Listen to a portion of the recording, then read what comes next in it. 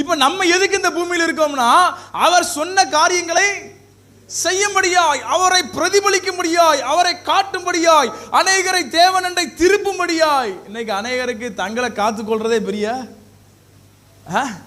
தங்களை காத்துக்கொள்றதே பெரிய பிரச்சனையா இருக்குன்னா இன்னும் விசுவாசியா தான் இருக்கும்.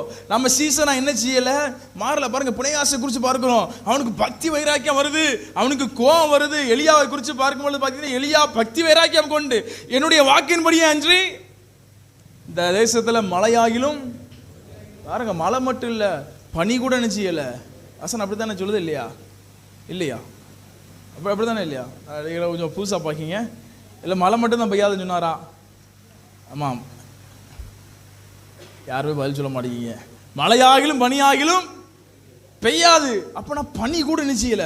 ஆனா எலியாவுக்கு இருந்த பக்தி வைராக்கியம், இவங்க இப்படி பாகாலை தொழுது கொள்கிறார்களே, இப்படி ஆண்டவர் விட்டு தூரம் போயிட்டாங்களே, விக்கிரக ஆராதனை நோக்கி போய் கொண்டிருக்கிறார்களேங்கிற அந்த பக்தி வைராக்கியம் ஒரு இல்லையா சொல்லலாமா?